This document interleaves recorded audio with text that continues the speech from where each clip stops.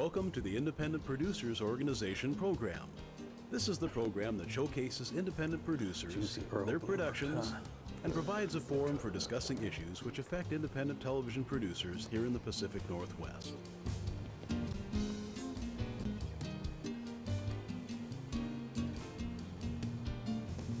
Greetings, everyone. Welcome to the Independent Producers Organization live showcase. Always want to say that. Want to make sure that we are live. I get a kick out of saying, well, the live showcase. And we have a great show tonight. And this one, this section, this first hour, is going to be political. And it involves our guest is James Buckel, who is running for Earl Blumenauer's seat in the House of Representatives. And I've got some things that I've been reading about Blumenauer that I hope we can get into, especially this gas tax, because I'm really sensitive about that stuff. And to see him doing that, just a little too much. But first, go ahead and tell us a little bit about yourself. Well, I've lived in Oregon since 1991, and I've spent a lot of my time litigating against the government and getting involved in various public policy issues. And I've come to the conclusion that we're in some sort of shape like the coyote is after he runs off the cliff and he looks down and he hasn't started falling yet. Okay. And so the primary purpose of my running for Congress is to sort of raise the alarm about what's going on. Mm-hmm. Where'd you come to Portland from? New York City. Oh, But I grew up in Downers Grove, Illinois. Okay. All right. What do you think about this thing that to do with Blumenauer and the gas tax? I mean, what is it? He's doubling it, or is it another 15 cents? I mean, that's just outrageous. I guess.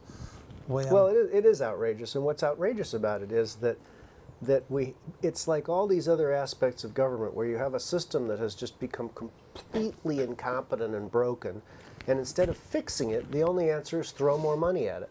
And so the system says it wants more money, and the proponents of the system, who are little puppets of all the money, people making money off the system, okay, we need more money, let's sock it to the middle class. And it's these out-of-control costs in every area of American life that are destroying the middle class. Mm-hmm. And I hated to see it because they keep saying, well, the stimulus was supposed to have done such and such, and there was all this other money. So I'm thinking, if they get money from a tax, I don't think it's going to go to the roads. Well, that's another problem. You know, I think some very substantial fraction of it goes off to build toy trains and all kinds of other stupid things. And, you know, it's about anything, it's almost about anything except for more lanes, you know.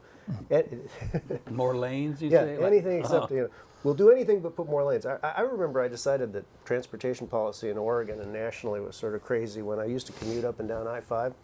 And then one day, they sort of moved all the lanes a few hundred feet to the right, and it was like that for 6 months a year, and then they moved them to the left.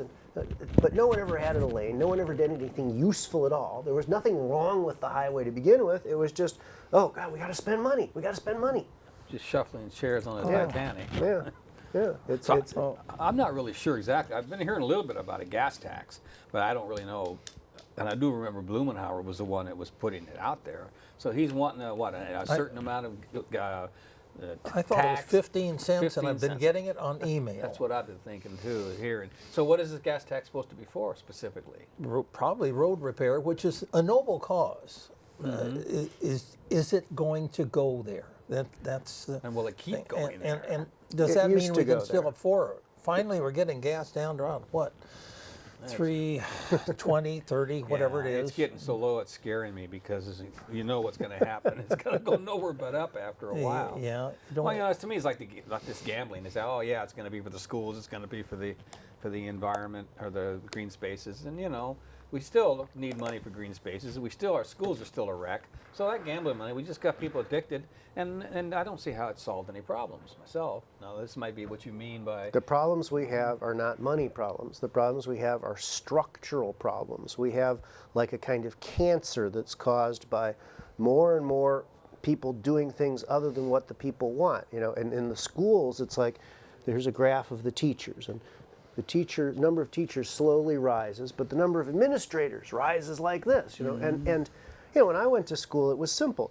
You had a principal, maybe an assistant principal, and a bunch of teachers.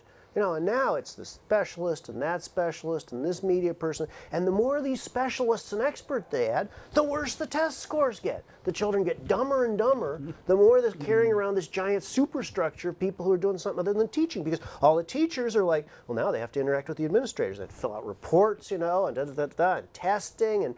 And gradually the children are sort of shunted off into some dark little corner while all these educational professionals talk to each other. Yeah, you know, I've often thought that it seems like the administrators are the ones that have their hands on the purse strings. Oh, yeah. There's the one that's setting it, and the teachers have nothing to say about that. No, the teachers are victims almost as much as the students are. I think even worse. in some Everything ways. was just so perfect, like in grade school. But I remember, so simple. Class where you learn stuff. Yeah, that was in the Another 40s, though. Yeah, and just Or 50s. You know what I heard about the Portland school system? I was reading Willamette Week, and this is so crazy. Maybe you can tell me if this is too crazy to be true. Willamette Week says that they now in the high schools have 8 periods each day, okay? And the rule is that a student can't take more than 7 of those periods in 2 days. So the high schools are always half empty. All the kids are there about half a day. And you look at this and it's like, something is really screwed up here, but you know, just little hints of it appear here and there. And there's this great rotten elephant in the room, which is this totally non-functional institution. And the only answer is support our teachers, give us all more money and everything will be fine. You know, that's the message for 20 or 30 years. People in Portland have got to wake up. That message is not true. for the children. It's for the Always children. Yeah. for So the children. message that you're taking is to run for Blumenauer. Now, you talking about running against him, or you talking about running in the primary? I'm running as a Republican, so I'm running against him. Right. So But you've I have already to been. make it- Your party's already chose you. As No, the, no, no. Oh, The okay. primary's in May All right, 20th, that's and what I then the was wondering. election's in the fall. So we're Okay. way ahead of the election here. You guys are getting the early story. That's kind of what I was wondering about. You're probably going to be running against Blumenauer in November. That's probably I what hope so. Is there anybody else running that's want to Not jump that in? I know of, but the Democrats have been known to stick people in the Republican primary to knock them out because this is such a Democrat city. Sometimes they can get away with that I stuff. think that's a pretty universal. That's a pretty much of a universal tactic, I think. Yeah, yeah. So that's what they do. Things should be really more fair. And as a matter of fact, that's one of the things we should teach in school is what's right, what's wrong, such as that. It's not, you just can't. Well, they are teaching what's right now. We have the new Common Core, and it says children obey the government because it's looking out for you. That's the new right. Obey the government. Well, that's always been, that's always been there. I can remember that. It's pretty just overt government- now, though. Yeah, the government's a lot bigger too. Oh yeah, that's So, that. so I would the questions I would ask. I'm kind of getting back to this Blumenauer thing since you are wanting to run against him. What is your main dissatisfaction with what he obviously? You're on a Republican side, he's on the Democrat side, so you have a lot of issues. But what is your main issue with how he's conducted himself all okay, these years? The main issue is that there's a school of thought, okay, for which the answer to every problem is more government, and worse, the answer to every problem is more federal government. And so I kind of think people can have reasonable and honest differences of opinion about how do we run the schools, how do we run healthcare. But when it comes to the question of whether the federal government should be in charge of all of these new subjects that they didn't touch for 150 years, I think the federal government has become the jack of all trades and the master of none. And the whole genius of American government was we had a constitution with a limited bunch of stuff the federal government did, and then the rest was in the states. And by having the federal government be in charge of everything at all completely, it brings everything to a giant, total, dysfunctional, grinding halt, where they sit around and they cobble together these 1,000-page things like Obamacare, and then lo and behold, guess what? It doesn't work. It doesn't work in this state, it doesn't work, because it never was supposed to be a national issue. It, frankly, was blatantly unconstitutional in the case of Obamacare. There isn't any authority in the Constitution that says you must buy this product the government wants you to buy. That's just invented. I don't see how that got past the 5-4 vote at the Supreme Court Well, myself. then we learned that the NSA was spying on them all and monitoring everything they did, so maybe that's how it got passed. Who knows? Yeah, well, Roberts is the one that's Yeah, the final Roberts. vote. So, well, that's true that the government is getting bigger and bigger, and they throw more money at it, and it doesn't seem to work. what do you believe? So how to phrase this? Since you're into more into states' rights than the federal rights, which leads right down the alley to a question I wanted to ask. Blumenauer just had some kind of forum on growing hemp here in Oregon.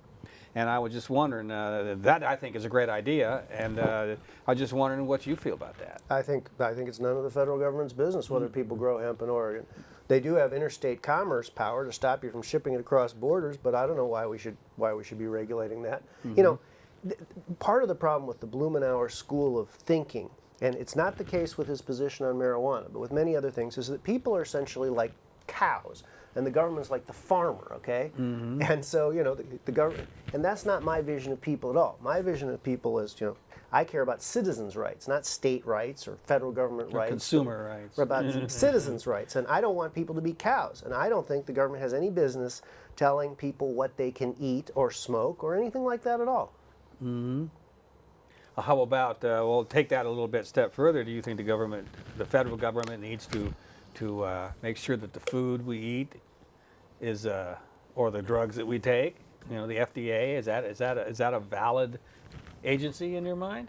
There is authority over interstate commerce, and so the federal government has the power to regulate interstate commerce. But one thing I'd like to think about is we have all this new technology now, you know, and we have feedback mechanisms in the form of lawsuits and things like that that control mistakes. You know, if somebody puts out something with salmonella in it, you know, bang, they will get sued very fast and very hard.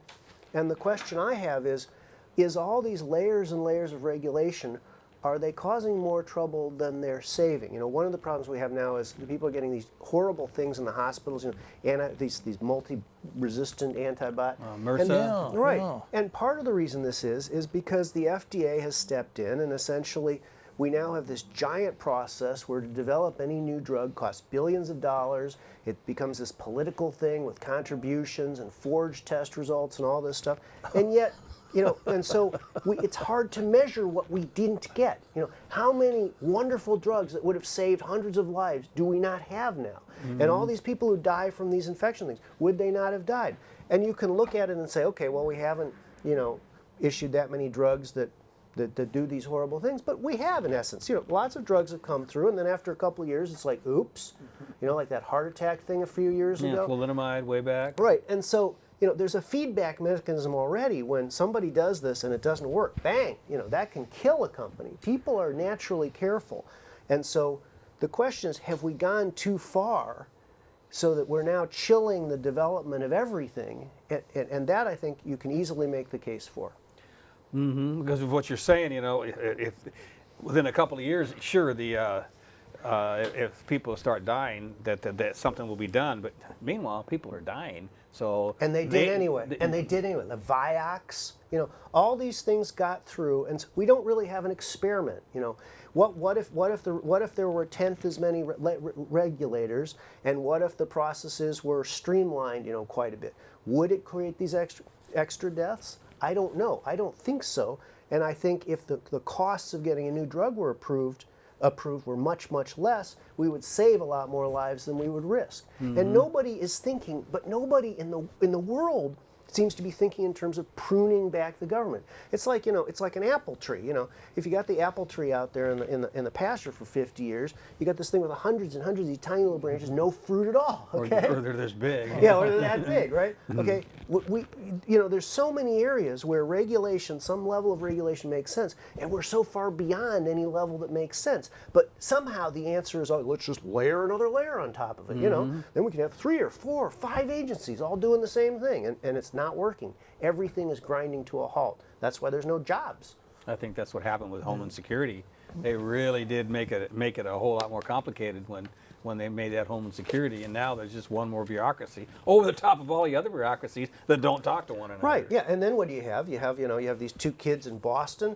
You know, Russia calls up, some other country, I don't know who it was, calls, oh, watch out for these guys. You know, they're Chechens. You know, and what do we have? We have the Boston police in Boston. You know what they were doing? They were having an exercise to worry about possible terrorist attacks from a right-wing organization called the Free American Patriots. So they're out there doing all this crazy stuff while, you know, the real threats come in and just fall on the floor because no one's paying attention, because you've got 50 different agencies all doing the same thing. Mm-hmm. It's incredible. Now, wasn't there some kind of exercise going on at the time 9/11 happened? I have heard that. I think there was something going on. That's heard why they something took about them a that. while to get the airplanes in the air. Now, that's a coincidence. Some people wouldn't call it a coincidence, but that makes you kind of wonder what's going on with that. Well, I'm that kind was of incredible. taking up time here. You No, might but have a you're question. Doing, you're You might doing have a- fine. He's doing fine. So you might have a question or We're two gonna, here. We're going to learn something here pretty soon. Well, you also have a caller coming in too. So Oh yeah, right, okay. Oh, we're a little ways off from that, but we'll get that pretty soon. Well, I was talking about when you're talking about the health insurance. It seems to be an almost endless subject right now. What about could states conceivably handle this whole thing better? Of course, I mean, the beauty of the American system is you could have one state try Obamacare. Actually, that happened. We It was already called right here. Massachusetts. It failed. You could have another state try the Cuban model. Let's just build more hospitals and doctors. One of the amazing things about healthcare. I was down in Mexico. I opened up the newspaper, a big article about healthcare. You read it. The whole tenor of the article is how many more doctors and nurses are we going to get? And here, the whole tenor of the thing is how many layers of cost sharing, approval, cost subsidy, insurance, are we going to get?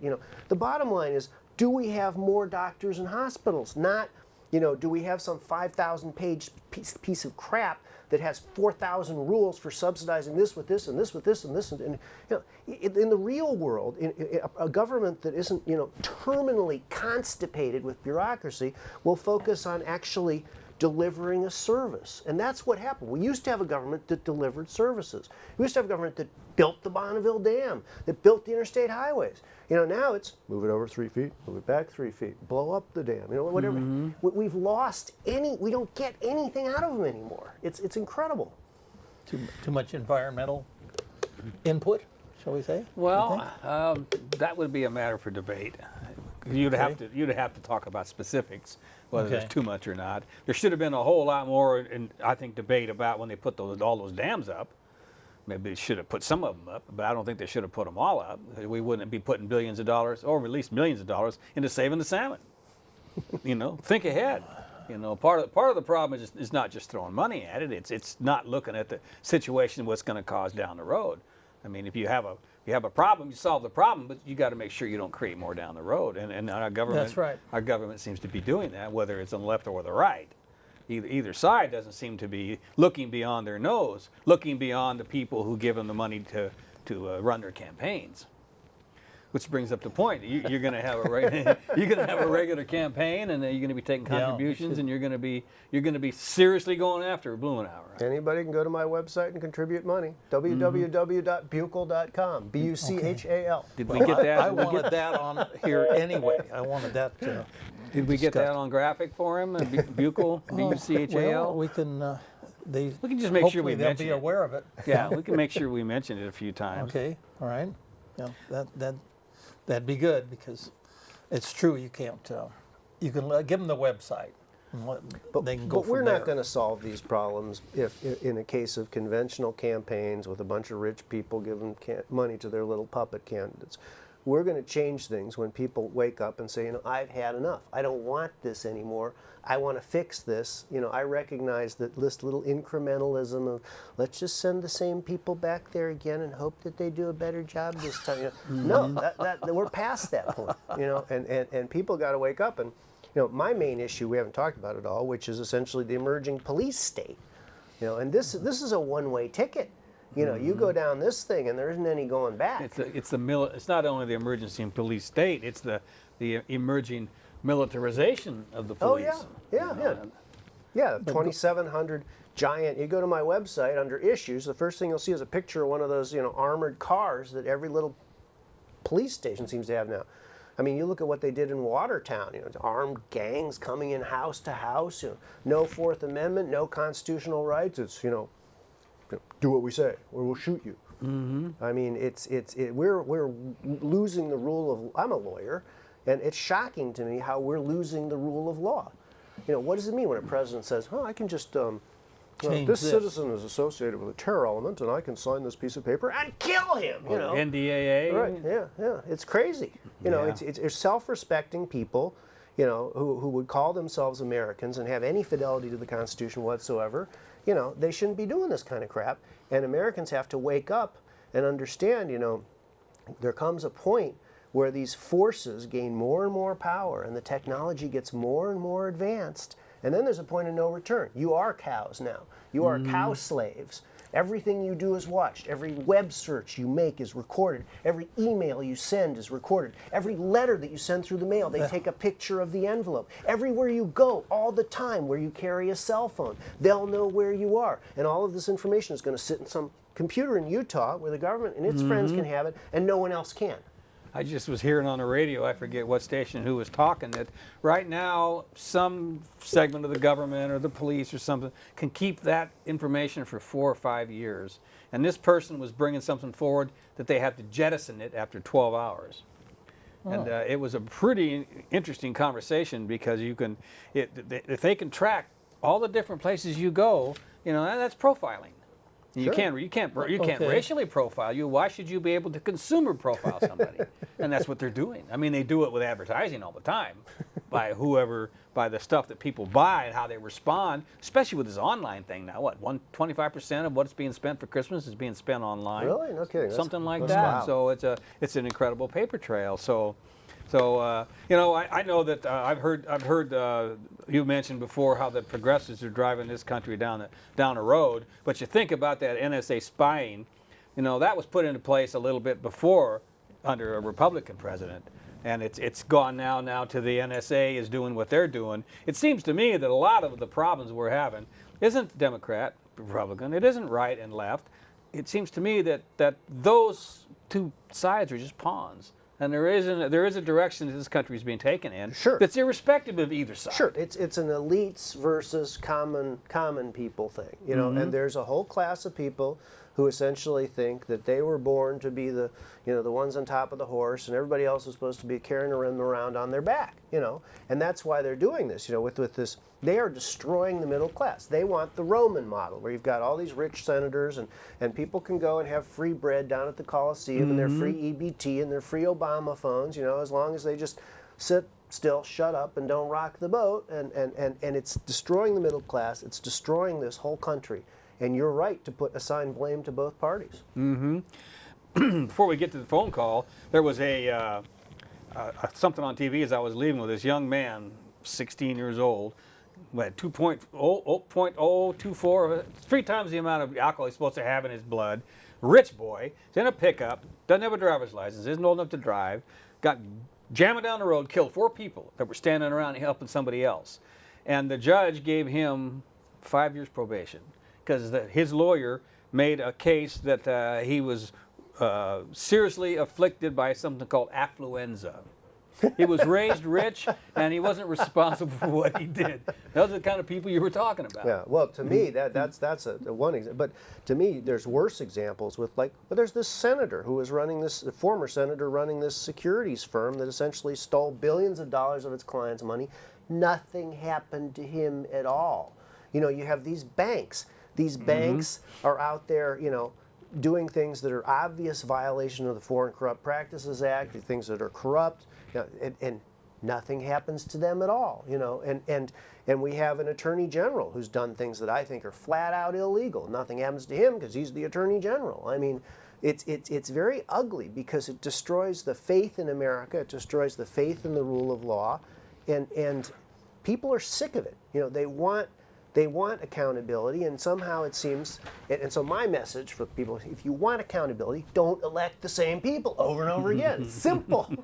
Accountability and transparency. Yeah. Which is, to me, what Snowden was doing. I don't know, you might want to say a little bit about what you feel about him, but he was runner-up for the Time Person of the Year, and he created a whole lot of transparency. We wouldn't know about this NSA stuff. I'm confident that some of the stuff that he released should have been released. What I'm not confident about is, what else he got and gave to people he shouldn't have that maybe shouldn't have been released.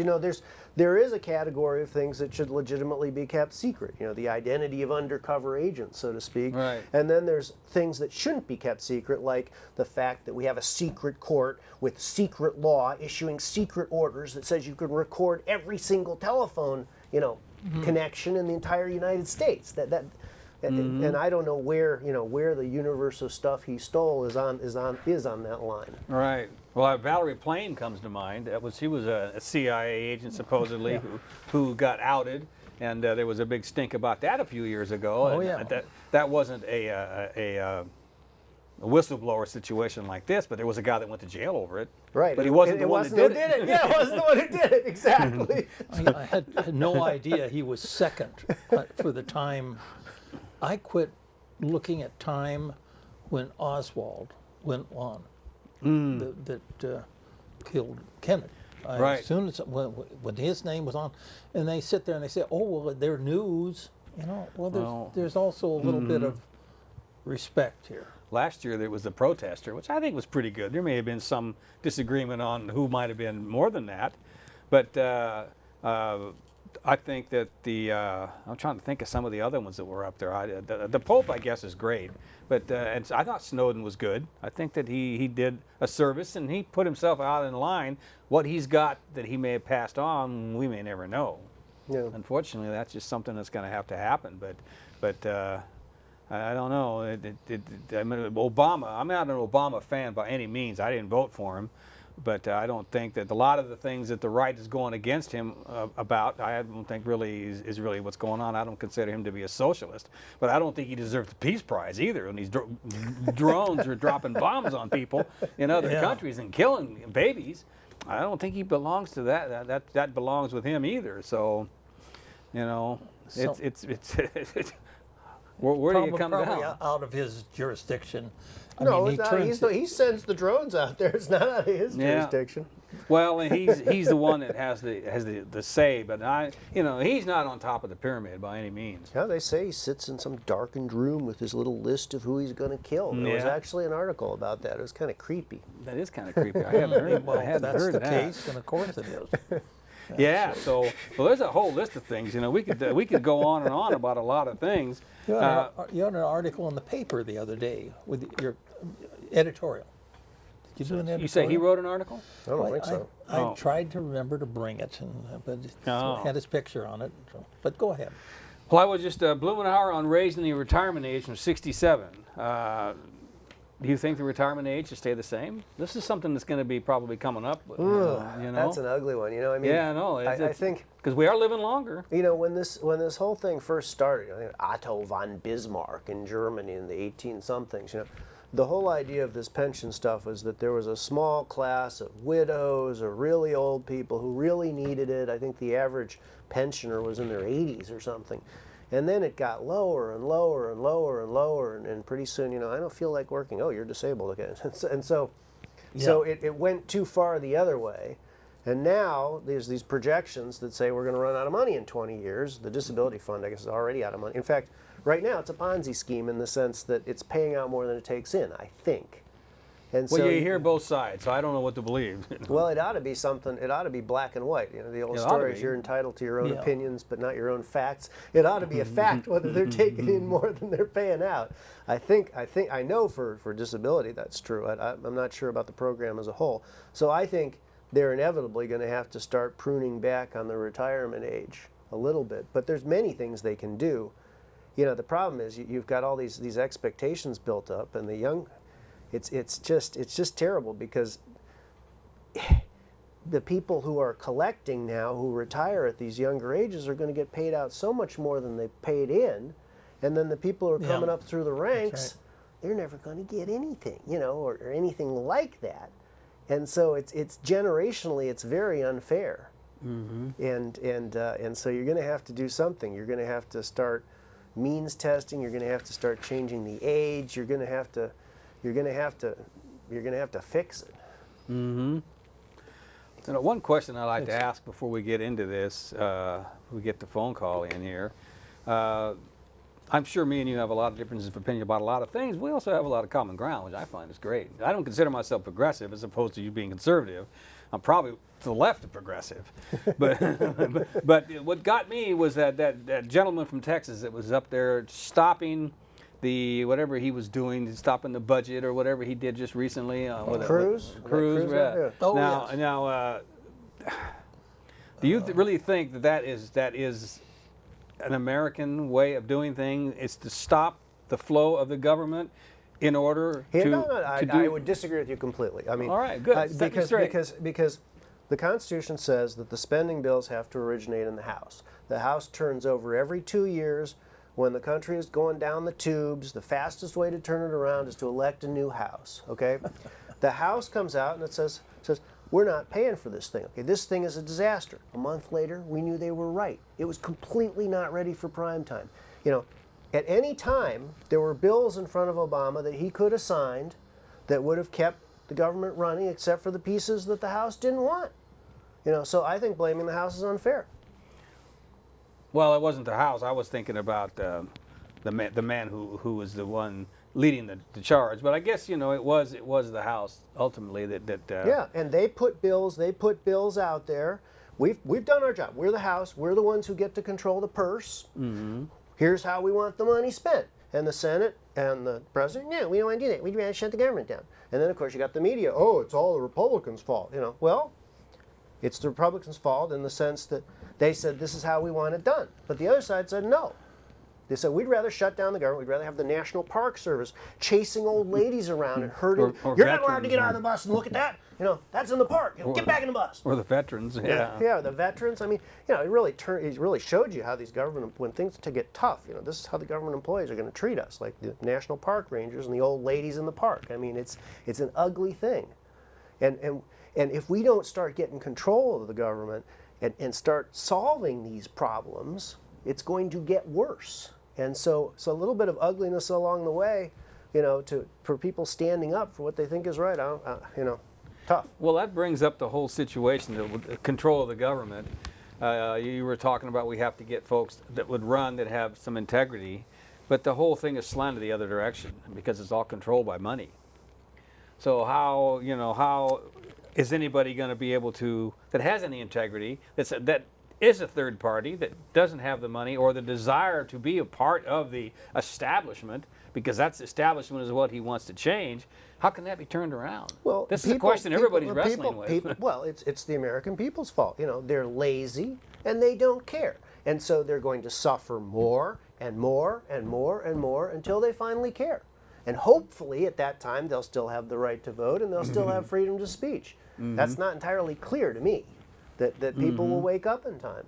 But it's not, you can spend all the money that you want telling the big lie, but ultimately the truth is going to prevail. Obama can get up there 100 times and say, if you like your doctor, you can keep your doctor. If you like your plan, you can keep your plan.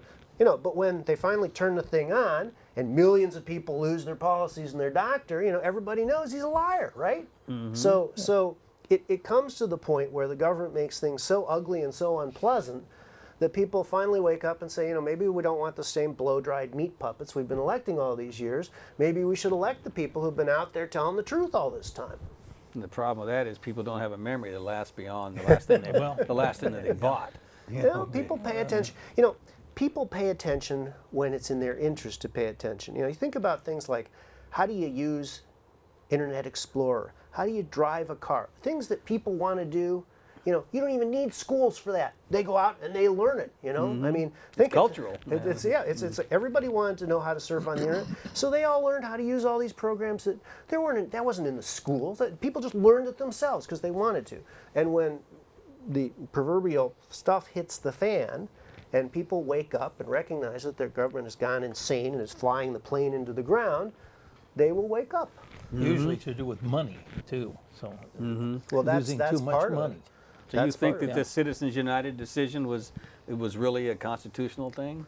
The Citizens United, as I understand, that allows unlimited money to you got to Basically- remember what that case was about, okay? It was about a nonprofit corporation that made a movie about Hillary Clinton. Right. Okay? And so this nonprofit corporation wants to run a movie complaining about Hillary Clinton. I can't see anything wrong with that. You know, what's funny to me, okay, is here you got it's wonderful Constitution, this solemn thing, freedom of speech, the right to petition the government, okay?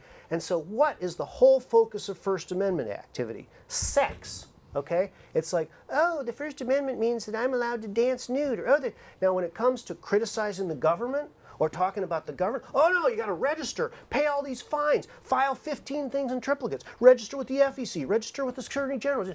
We have so many burdens on political speech.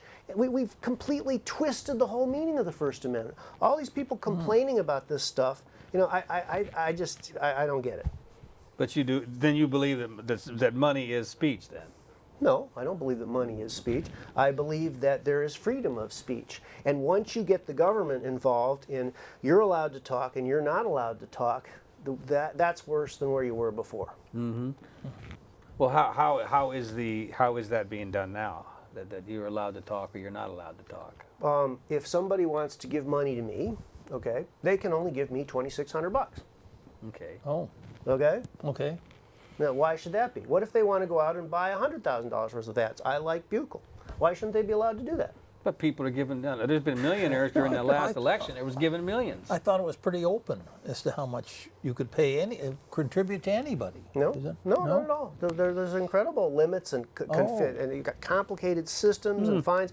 Yeah, I ran into this poor guy who was a libertarian. He ran for governor here a few years ago. He was still paying off the fines from some filing error on these campaign disclosure things 5 years later. I mean, it's people are scared to get involved because of all this paperwork and rules and regulations and fines. It's horrible.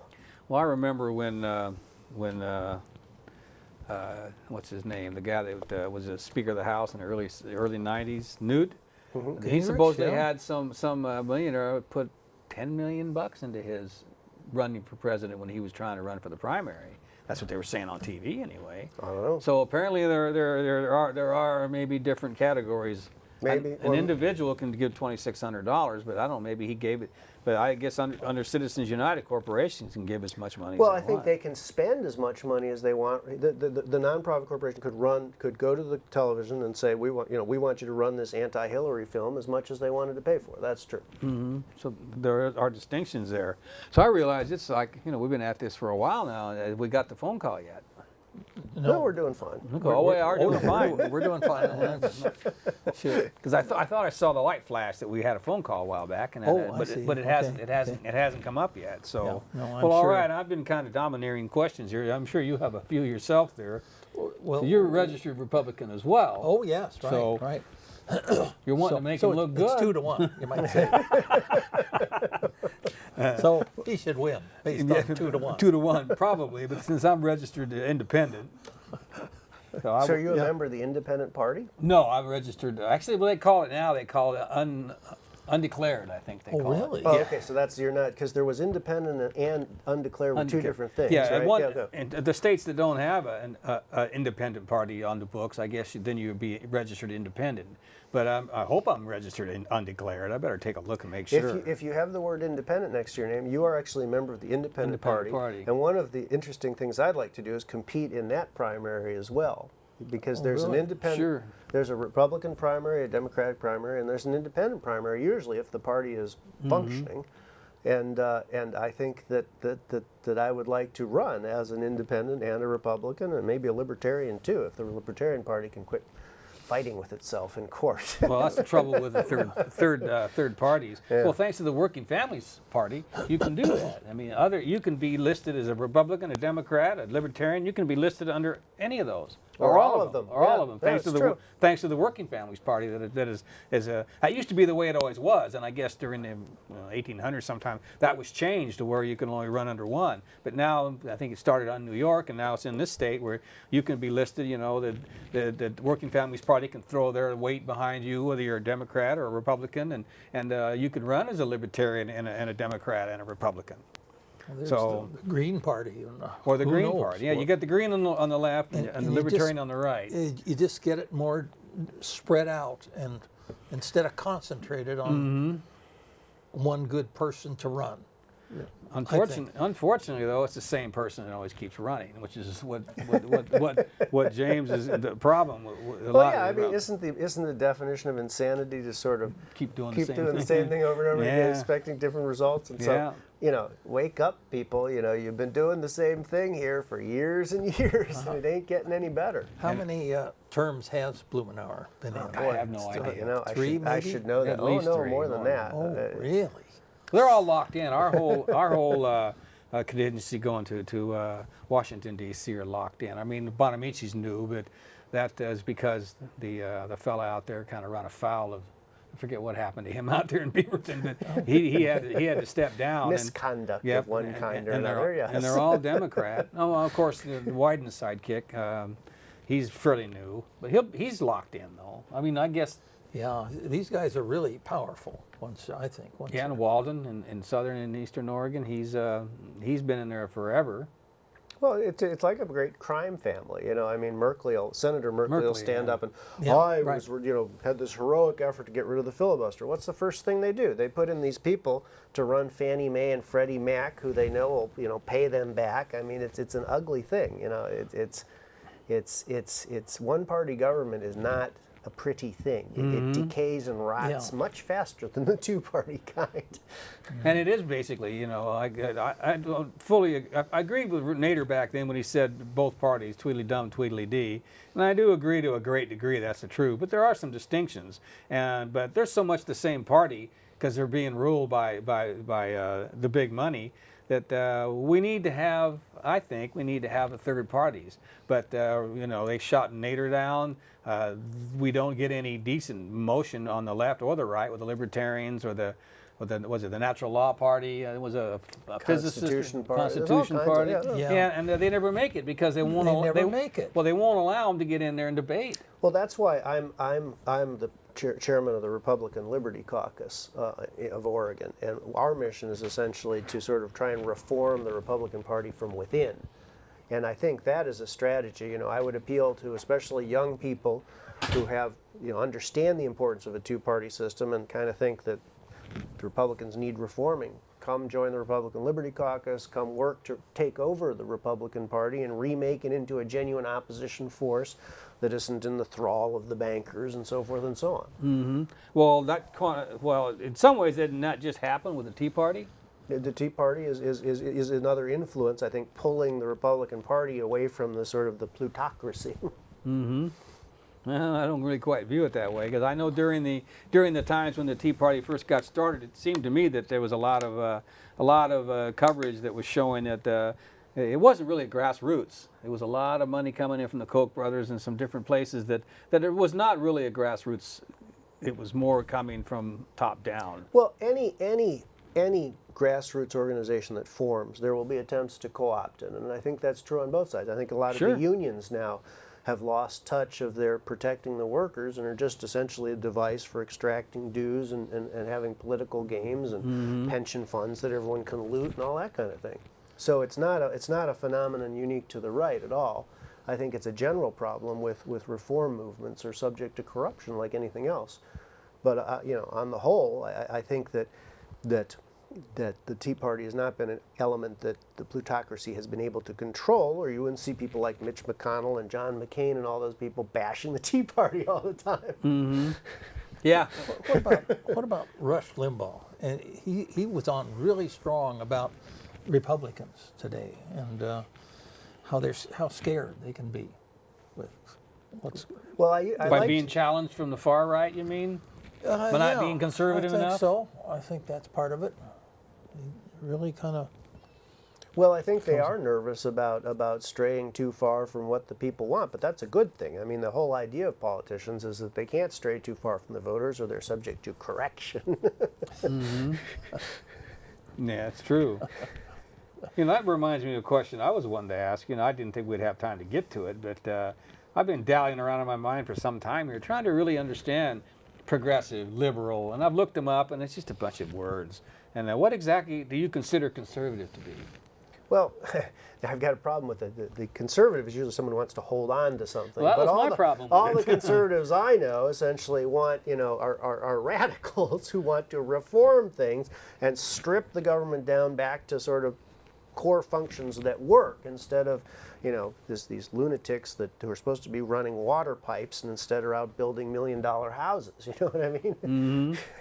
So you think that I've always considered conservative and progressive both to be misnomers, and I know that conservative and liberal comes from England, I think, way back, Possibly. as I'm well not- as I'm the not left sure and the why. right, is Yeah. where they were sitting in their Yeah. parliament. And liberty. No, I think you have a good distinction between sort of the party of the moneyed, powered interests and the party of the people, and then unfortunately, you have a lot of moneyed interests that pretend to be the party of the people, and oh, we're going to do this for you, and we're going to rob you blind, and so it becomes confusing. Sure. You said conservative liberty. What was that party that you? Libertarian? No, the one you said you were head of, or you were. Oh, that's the Republican Liberty Caucus. It's sort of a club Okay. of whose members are members of the Republican Party, but are oriented in a more libertarian direction and sort of anti-statist and anti-plutocracy and more accountability and transparency and so forth and so on. And so we're sort of one of the reform groups within the Republican Party.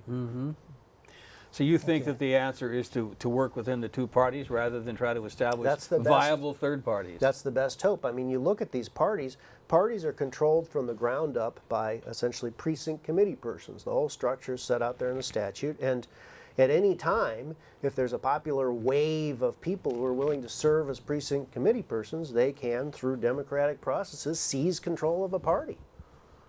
And indeed, you saw quite a bit of that with the Ron Paul campaign. There were a lot of people who were behind Ron Paul, and some of them, got in control of state parties, and this was, quite something that the National Party didn't really like very much. They were pissed. They were pissed, and so there's a whole lot of conflict. But that's a good thing. That shows reform, and out of it, I think people are beginning to mend fences and realize that the Ron Paul folks have some sensible things to bring to this, and that we got to get along in the Republican Party and adopt a more hands-off thing. I mean, my thought on this stuff has always been, this one-size-fits-all thing is just terrible for everybody. I mean, if the people in Portland want to smoke dope in the streets, it's Portland. What do the people in Wallowa County have to say about that? And if the people in Wallowa County want to shoot the wolves that might eat their kids waiting at the bus stop, what is that business of the people in Portland? Part of the problem is, Americans have lost this wonderful idea of citizens who are willing to leave each other alone, and everybody wants to be some busybody controlling everybody else. Mm-hmm. And that's part of what's driving this cancer of regulation and control. I've often thought that, to me it is a fact that thanks to Ross Perot, Clinton got elected. Oh. Because he took like 20% that would have gone Oh to. yeah, what Clinton had like 43% or something. It was really low. Yeah. Yeah, but it was a lot more than George W. Bush got, unfortunately. And if we have viable third-party candidates, then I think people would have a choice. And like I voted for Jill Stein. I don't know if you paid any attention to what she had to say or not. Nope. And there was a really good libertarian person. I heard some things on the radio where both of them were speaking, and they both had some really good things to say, but they were not allowed into the Debates. the debates. I don't know who controls them, but Ross Perot got into the debates and he changed the whole dynamic. And of course, that's why they're not allowed in. That really goes back, doesn't it? Well, yeah, it was '92, but it's been that long since we've had any. George, 20 Ralph Nader tried it. But there's an example of money in politics. Here's a guy, Perot, made a whole lot of money himself. Multi-millionaire. And I think, he got in there, and I regret that he was able to, to enable a Democrat to triumph, although, to be fair, Bush had broken his promise not to raise taxes, read my lips, no new taxes. Read my lips, vote for him, huh? Right, and so, but Perot was his own man, and he warned us what was going to happen. Remember the giant sucking sound? Yeah. Those are all your jobs, disappearing. And lo and behold, Perot was right. Yeah, I mean, Clinton's the one that signed NAFTA, which brings up another question. Since we're running out of time, we're not getting that phone call. What's your stance on free trade? The Trans-Pacific Not to mention guns. partnerships coming up, NAFTA and all those. Let me say this. This is like the word conservative, okay? Free trade has a problem now that's not free trade. What free trade has turned into is this giant process of government where people write these 1,000-page things, and in these 1,000-page things, He just you know, asked you for the find phone out call that and said there's we didn't think we're getting a that phone there's- call. Okay, Lisa, Yeah. this is we're right here listening to you. Oh, okay, This is great. our I call just in. was listening. I've been listening for like the last 40 minutes, and Okay, you guys now have not let me introduce you. not been interested in talking to me apparently. Listen, We didn't know you were there, Lisa. Lisa Michaels is James Buchel's campaign manager, and she's calling in to, I guess, ask some questions or whatever. Yes. Well, I talk had about that. whatever. I didn't mind being on hold and listening to your scintillating conversation. I think it's fascinating, and So James. she was on hold. I can't. I've been on hold, but I get to hear your conversation, so that was wonderful. But you are, speaking the gospel truth, James, as you always do. And the people of Portland and Clackamas County would be well served if they voted for you to replace Earl Blumenauer. And it's high time, and you have all the right ideas. You've been spending your entire career. That's one of the reasons I wanted to work for you, and I recruited you to run for Attorney General with that.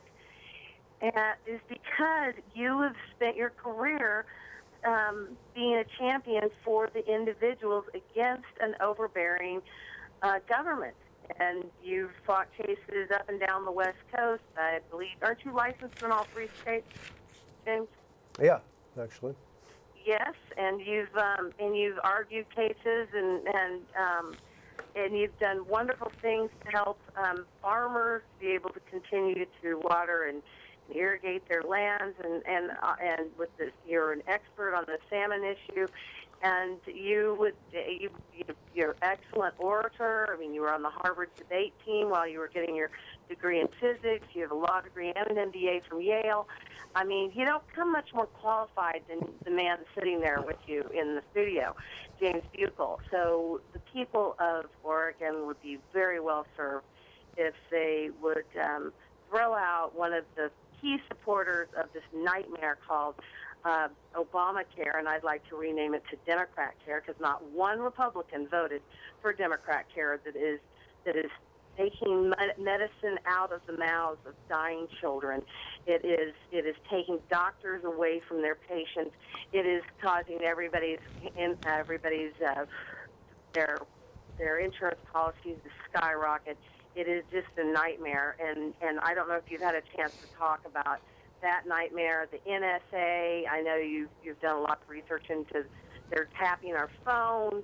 The IRS is targeting Tea Party organizations and conservative organizations, and we've got a mobocracy going on here, and James Buchel's the guy that's into Washington to try to help clean this stuff up. So I'm done talking. That's my little monologue there.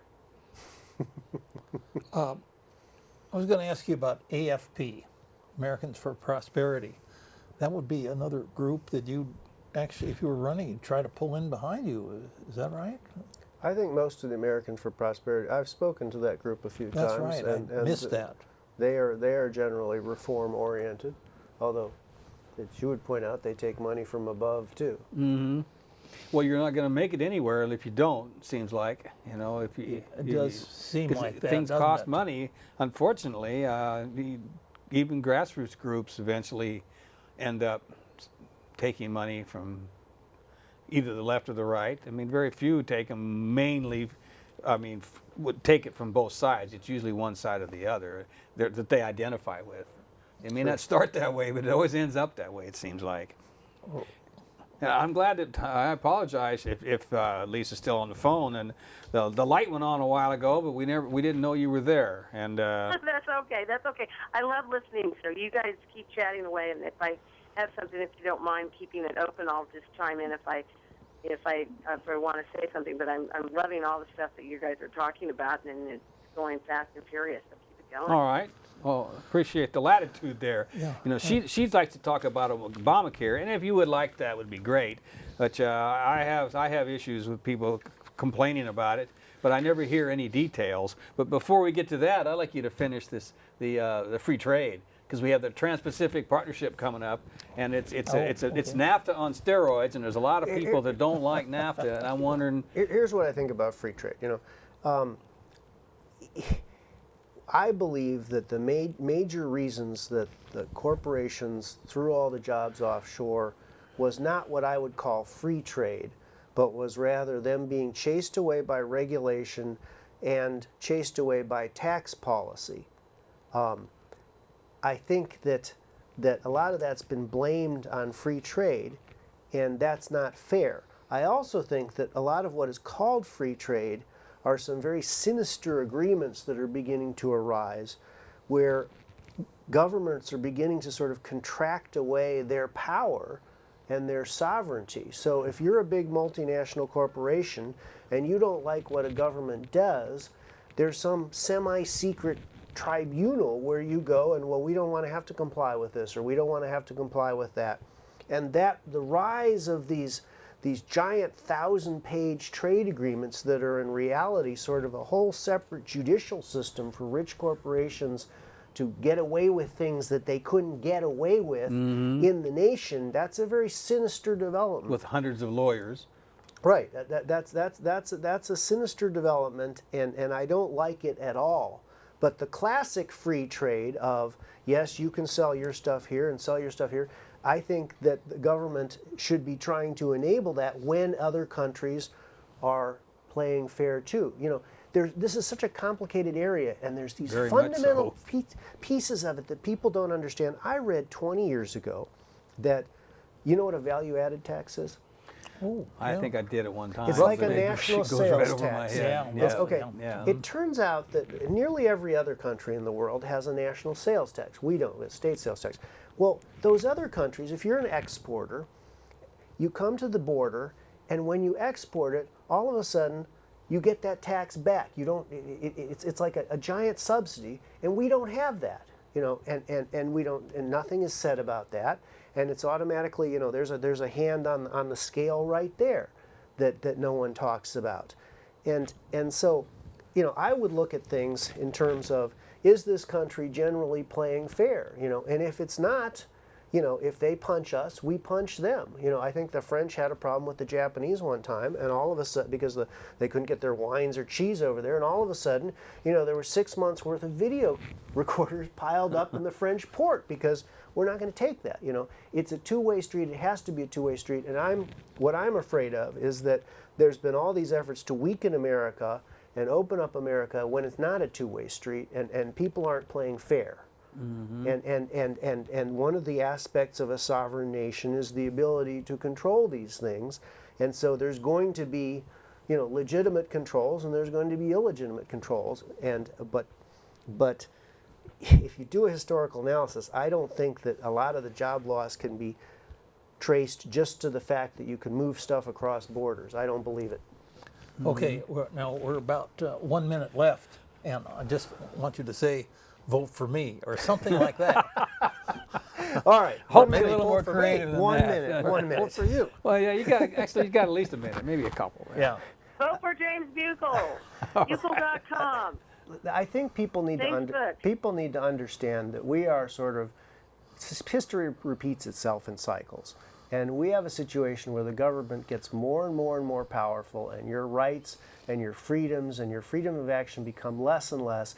Everything you want and need costs more and more. You know, this is happening not by accident. This is happening, it is the product of bad governance. It can be fixed with good governance. Okay. And if you don't wake up and start electing people who want good governance and who want to fix these systems instead of just raising the taxes, raising the fees, and raising your costs, you are going to suffer for it. So wake up, vote for Buchel. That's my Okay. message. And thank Sounds you very like a- much. And Sounds like a good we're campaign going to go to a screen that has our replay times, and then we'll be back. Who are you going to be back with? we'll be back with our two other guests. All right, but who Okay. are they? All right. Katie Wilson. Thank you, Richard. Thank you very much. I Okay, appreciate that's you. Lisa I don't know Michaels who the other saying person goodbye is on the too. show, but thank you very much. Okay, All right. and we'll be back with two guests. All right. And there comes the replacement. Thank you. You are watching the Independent Producers Organization program. This program replays on these channels, at these times, and on these days. Write it down and tell your friends.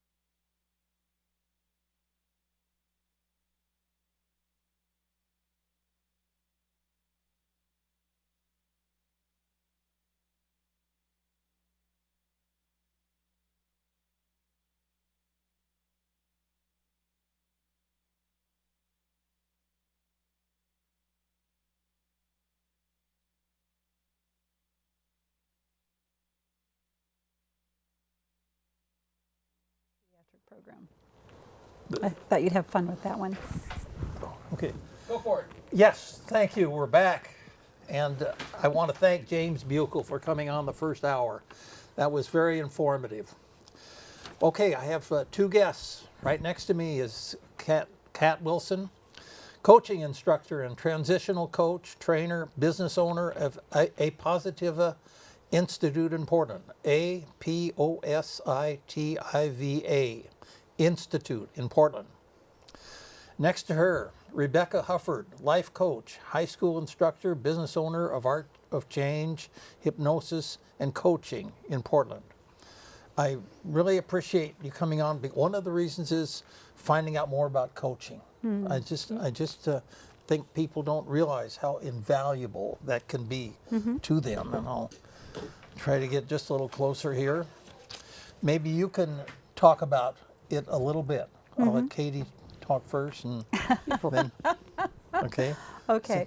Well, people are going to hear my name, Kat and Katie, and kind of mix. That's my deal. Yeah, it's wonderful. And Dick, I want to say it's really wonderful to see you again, because you were the producer when I did all the children's shows. Yeah, we still show that show where she works with children, prepares them to be on television, then they come to the studio and do a complete 1 hour show, sometimes with a theme. And it's called A Voice for Kids. And we'll try to put it back on occasionally, because it's just a great effort. But mostly the fact that you have gone to the schools and just taken over these classes and to get them to self-confidence within themselves. That's what's been so good about that kind of thing. So your with question, that, so with that, you want to know about coaching and Okay, what is right. coaching? okay, It's a really good question. You know, some people think that coaching is telling people what to do. You know, sit, behave yourself, jump. Okay. And maybe there's in football or basketball, maybe they are telling them to jump. But in coaching, it's actually a series of deep questioning. And the difference between coaching and counseling and coaching and consulting and coaching and mentorship is pretty big. It's actually holding the other person in a place where you honor them so much that you believe that they have the golden kernel of knowledge planted in them. And what you're trying to do is you're just trying to help the seed grow, so to say. When- And so when you they- ask questions. when they come in to see you, are they thinking that you're going to tell them to do this and that and the other? Are they thinking that, and you have to rearrange their input, shall we say, or? They have lots of thoughts. They have lots of thoughts. And we don't want to destroy that thinking base. Okay. So depending on the age, and because we do coach kids as well as youth, and there's a difference because some are young children and some are older children. And when you have a younger child, you might have a beginning where you say, what do you think is going to happen today? And they will tell you something about what they think is going to happen. And then we might ask them, well, what if something really wonderful happened? What would that be like? And they might talk about it. And then we would say, well, how would that be for you? How would you feel if we were able to help you with this? And then in the series of questions that come after that, Okay. they are providing all the answers. So they might start out with being hunched over and, messing okay. around with something. But by the time they're finished, you see, they're the experts. Okay. And that is what coaching is And about. they're talking about themselves. That's exactly it. Okay. They're providing the solutions. Okay. Yeah, they're very, kids are amazing. They are just so amazing. They're geniuses. Okay. And that's something that adults could realize. How do you get involved with coaching children? Oh, yes. So that must be parents paying for that. Yeah, okay. 'Cause I had trouble seeing a kid come in and here's $10. How far can we go? Or something. I mean, because let's face it, that is involved in it also. Well, Okay, go ahead. it is truly involved, and parents are recognizing the power in coaching. It's very useful for adults, Yeah. and if you think about it, a child who is given the ability to start thinking through and finding solutions at a young age will continue to find solutions as they grow older. And it's different for everybody, so we don't judge them. We bring them to the place where they can make powerful decisions and recognize that they have those states. Just like remember the children as they raise their level of confidence in speaking? Yes. Yeah. That's right. That's right. I don't. It was so neat seeing all that. Yeah. You know, it doesn't hurt to prepare them. You had to prepare them for that. It was wonderful. Okay, so you work with young people also because their parents are bringing them in. Okay. And, what about kids that have problems? It's something I'm just thinking about now. These ads I hear. If your child is just terrible, horrible, whatever, we can fix them. Is that anything, or do you not take kids that are that bad? Do you want to take the horrible ones? I'll take the horrible ones. Okay. Go for it. And kids aren't horrible, by the way. Right. And there are no, well, you know, there might be children or youth that are acting out, but they're not necessarily horrible. And Becca's a high school teacher. She's also a trainer and a coach. Okay. So she sees it in the classroom. Yes, and in my office. And they might have issues going on, but it's really great if you can go in there and find out what's beneath the issues. Again, with the deep questioning, what, you know, what do you feel like, what's going on, what's happening? And that's a way to get them to realize that they have control over their lives. Because a lot of times youth act out because they don't have control, or they feel like they don't have control. And so that's one of the reasons why they do those sometimes crazy things. Oh, okay. They're okay. Again, let's say they're bad. Can I just say that they're really into mischief and doing things like that? Is this something that you can work with, or? Sure, but also that's part of their job, is getting into mischief, to find out where the boundaries are. How far can I go before I'm told that I have to stop? Because that's how they grow. Okay. And knowing that is great, and having them understand that that's what they're doing, and letting them know that there are those boundaries is really great. But having them discover those boundaries themselves is really good for them, because then they can keep going and learning more and how to answer those questions. That sounds to me like the businessman that goes through and has difficulties, and he says, I learned from that. And I learned from that. Right. And so it's a different area than that. And also asking them, what did you learn from this? What did you learn from trying to get to that boundary and going over the board? What was the feedback that you got from that? What happened? Do you want them to learn to be better?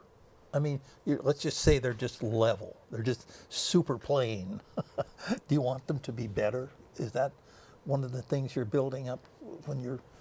It depends given on what these- they want. Yeah, okay. Yeah, because it's really about what they want to do and why they're in there, and maybe their parents too coming in and talking about what they want. But sometimes there are students out there that would love to be just plain. Okay.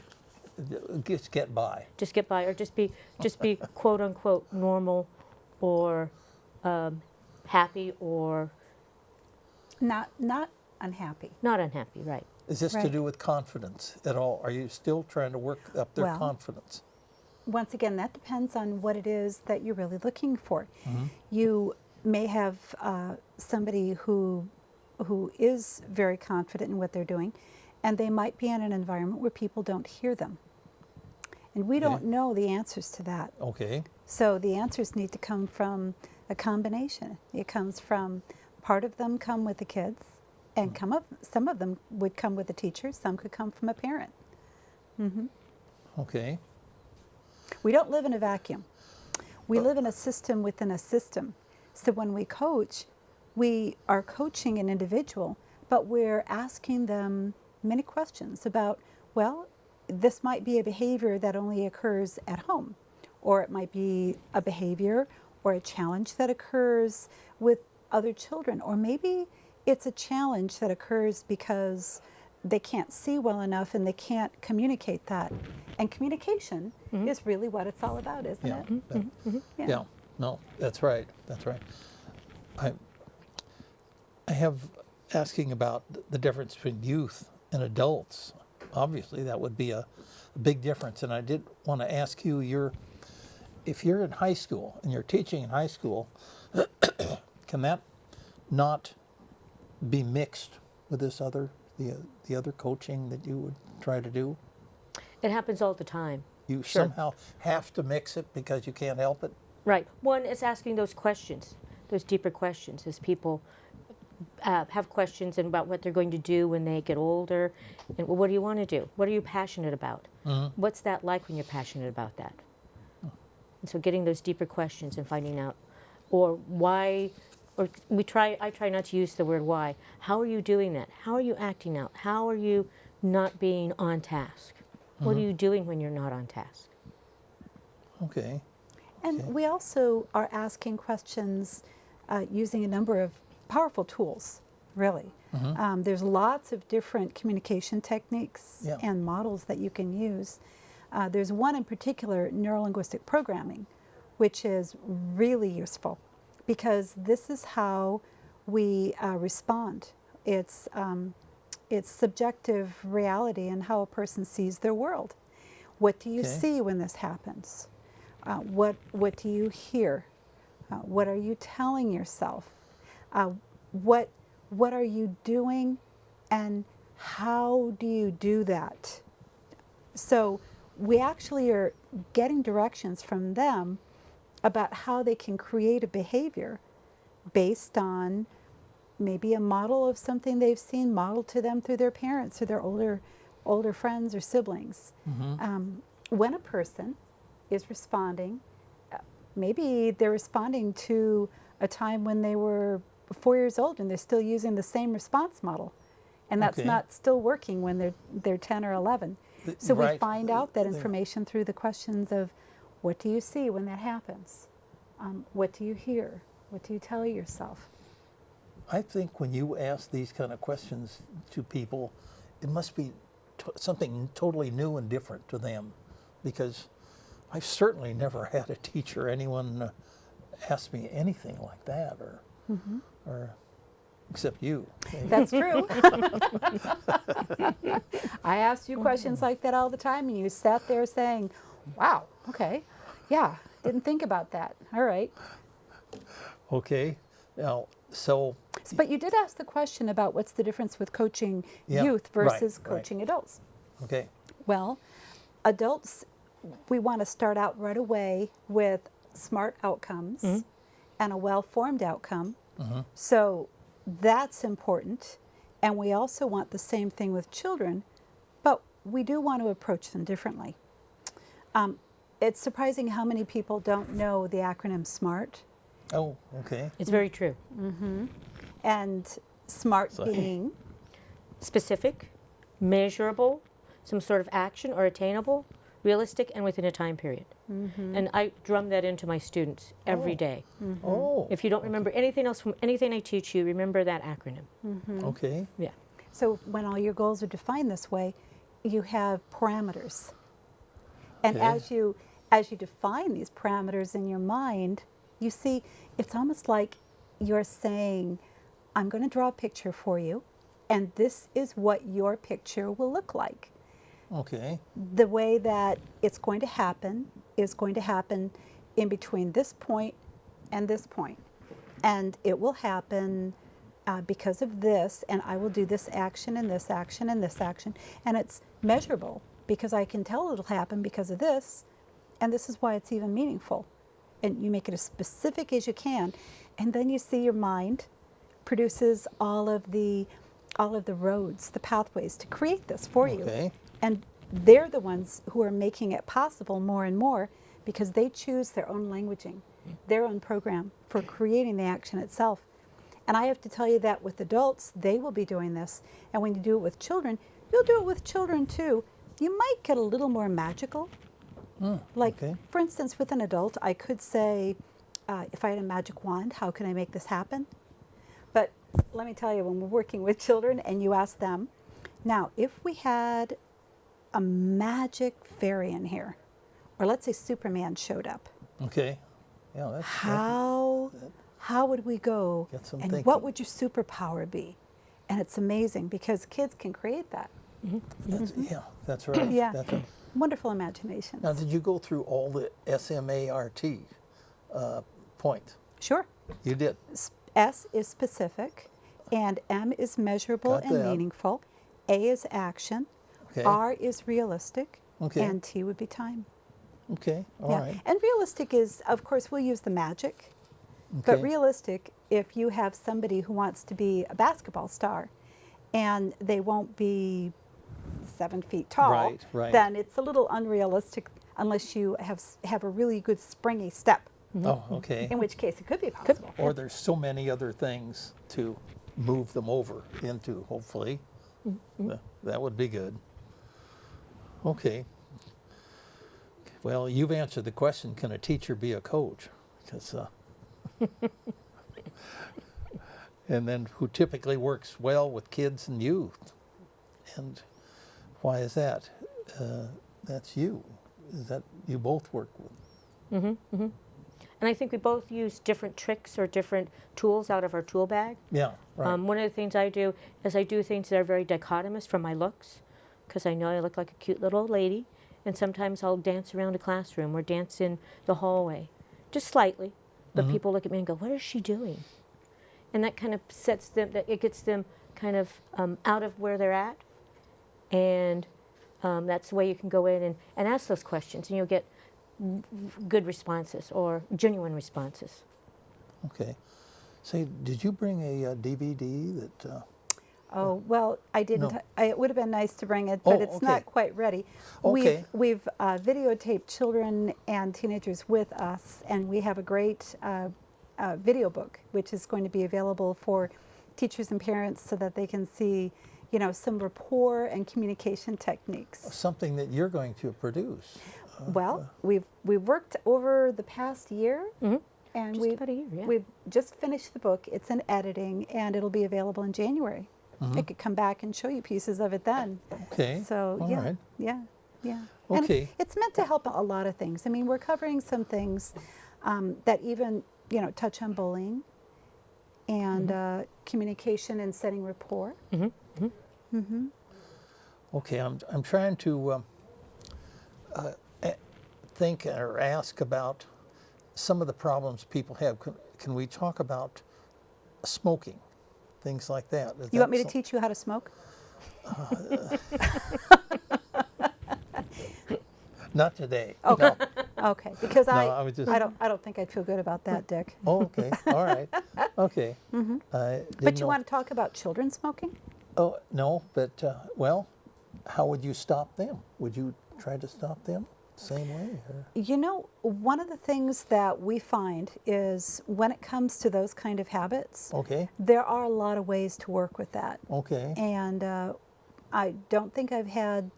Oh, I have to take that back. I did have a young man come in who was about 16 to quit smoking, but the approach that we used with him was far more effective at the time because hypnosis is very effective, and so we used hypnotherapy to help the young boy quit smoking. Okay, okay. They have to be with you to do that. Well, typically they do. Parents usually come in, and they're in another room. Okay. Giving advice and feedback to these kids. Do you evaluate them somehow when after they've talked and answered the questions that you're? You mean do we talking give them a test? Well, no. Well, tell them. I don't know. Here's what I think you should do to. That's a wonderful question. I'm so glad you asked that. And Becca was just about to talk, so I'm not going to interrupt because she's all set. As a teacher, you sometimes do that, but that's a teacher. As a coach, you don't do that because they have the answers. And so you start asking those questions. So what do you want? What would it be like if you had it? What do you really want? What's your passion? And so you try to get them to give them their own advice. Oh, yeah. Believe it or of not. course. Yeah. Because they know more about who they are. Whereas if you're an adult doing that to a youth or a child, they might not hear you, which they do all the time, or they might interpret it wrong. So it's really great to try to solicit it from them what the advice is that they need. And ask them how they'd like to receive it.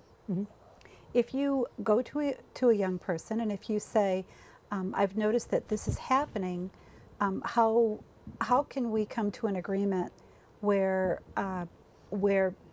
this thing that is happening can change so it's more comfortable for the adults? And they might not know what's really happening. They might not, understand. There might be a positive intention why they're doing it. Now, you've been doing this, saying this thing, it's asking them questions. Does it ever get to the point where, well, what I'd like you to do is this? In other words, maybe stand up and express yourself some other way, or in other words, coaching them to do something else. As a teacher, you do that. As a teacher, sometimes you have to, because it's in the moment, you don't have time to go through those questions. But as a coach, you always try to go through those questions. You do go through those questions because you want them to find out the answers for themselves. But as a teacher, sometimes you have to say, you got to get up, you got to move. Okay, okay. And that's where you separate the teacher from the coach. That's true. Different ways of being. You can say, I wonder what would happen if you got up and used the computer to find your answer. Okay. I wonder if you would find that answer faster than me. I wonder if you would find another answer that would be even better than the one that I came up with. And if you did, then what? Okay. All right. Children have an amazing ability. Yeah. They're geniuses. And when people give them the opportunity to not only solve their problems, but even give them an adult problem, they can come up with amazingly creative responses. Their minds just can expand. Oh, because they majorly. until they get to the point where they have to go down in the mine and dig, and then they don't have any latitude. So got to catch them before that. Yeah, well, that's true. We become very filtered as adults, and you become not only filtered by what people tell you can do or what you can't do. You take on the filters of people who are in the same nationality as you, or maybe you take on a filter of somebody by mistake. When I talk about filters, you might generalize an entire population of people. Like maybe you're going to say all giraffes are tall, all monkeys are short. Oh. But then again, maybe you're going to find some that are a little different. There are different ways that that you can bring out answers. Kids can create. I'm trying to think. When my son was about 14 years old, I remember him being in the kitchen, and I remember giving him the recipe and saying, "This is how you're going to do this, and here are all the measuring cups, and here's all the tablespoons." Okay. And I came back and checked on him, I don't know, maybe 15, 20 minutes later, and he had reorganized everything in a far better method than I did. Oh, okay. And I was really surprised at how he did things.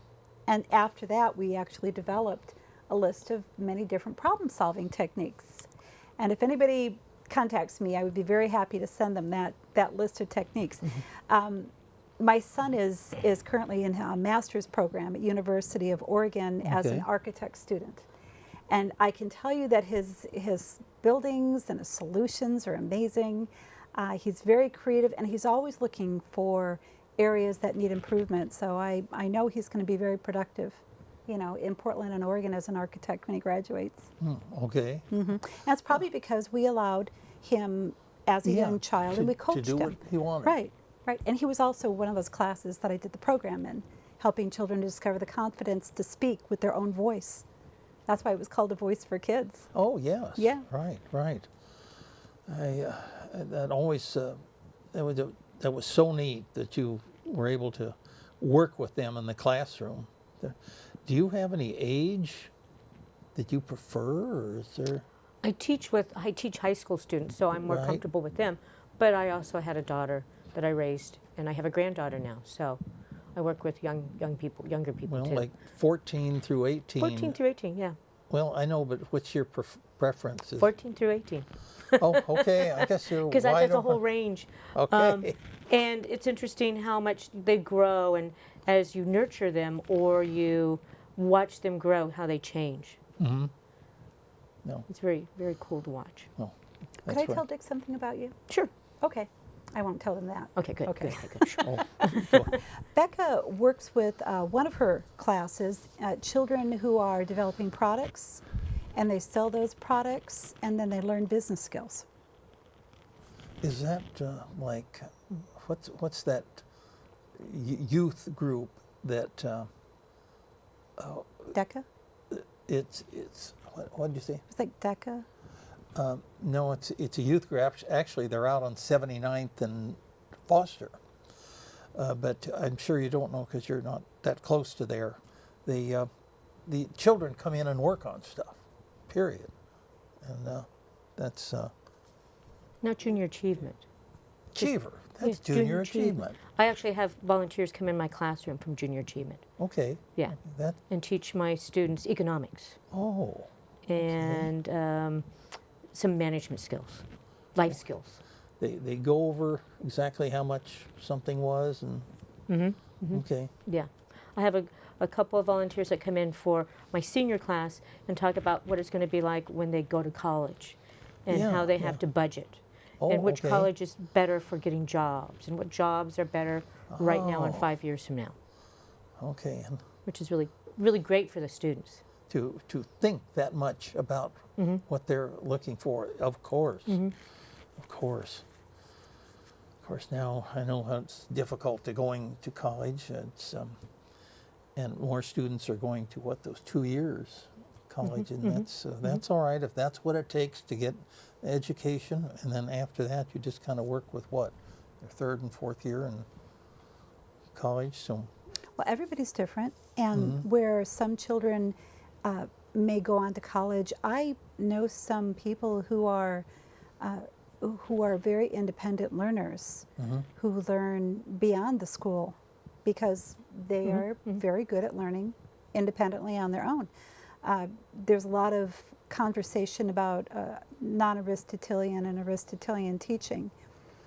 There's forms of children doing discovery in Montessori schools, and when a child is allowed to express and explore and learn without having somebody tell them everything about it, they could bring out elements that no one else noticed before because their mind is an open field. It's available and their senses are open, and they're available for not just labeling things, but creating new purpose, new reasonings, you know, new avenues.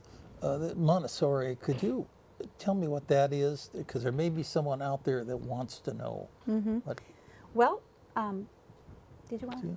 It's a form, and you can chip in anytime. It's a form of education, especially for younger kids, younger children, and it's again education of discovery. So you might learn how to do volume by putting sand into different kinds of cups, oh, and that's how you discover the concept of volume. Or you might discover, I'm trying to think, color by playing with color and seeing how they combine to form other colors. physical stuff? Physical stuff, yeah. It's really hands-on learning. Oh, okay. Yeah, Okay. yeah. And a lot of times children will learn from a birth, from a very young age. Parents will plan on having their children in a Montessori environment so the child won't be in a crib. They will be, maybe the mattress will be on the floor, it'll be a nice setup, but you're not putting all the bars and limitations on them. You're setting up a safe environment for learning and discovery at the very beginning. That's right. And you know, you think now and how some of the schools are not quiet and wonderful and creative. They're a lot more, let's say, super hyperactive, for want of a better word. And Well, if you walk it's into my hard to learn then. Well, if you walk into my classroom, there's a lot going on all the time. Oh. It's noisy, people are talking. Oh, That's okay. because they're working in groups, and they're doing the hands-on activities and working in groups. So there is a lot of busyness going on, but it's Okay. actually kind of orchestrated chaos. Do you have them, shall we say, break out? Is that what you're? They break out. Yes. Just You encourage that, or do you say to do it? Do it, yeah, yeah, Okay. yeah. Okay. Do they come back with summaries of what they've? They come back with summaries. They come back with PowerPoints. They come back with various things, Oh, okay. yeah. That's various products, various presentations. Because everybody puts their input, their Yes. ideas. Mhm. That they've expanded them with their minds. Okay. That's good. That's great. Well, you know, one of the fields of discovery is being around a family that has a lot of children, and then also being around families who have, you know, less children. My oldest daughter has 8 children, and she's an amazing mother. She's got children as young as about 6 months old. She's got daughters who are 14 and going on 15, and she has some that she's homeschooled, and then she continually has a range of learning going on in her home as well as in her yard. And they are always constantly exploring. And when you take the time to listen to them, they have a whole story of the world that they see through their own eyes. And this is where a lot of adults could really get a bigger picture by stepping back and imagining that themselves, that they're a child for a while, and they get to see through the eyes of somebody who's discovering it for the first time. This is a completely different view. Homeschooling, does that Well, my daughter's change the whole picture? The homeschooling, does that? changed. You the can't whole work with picture. them if they're at home. Well, these days you can.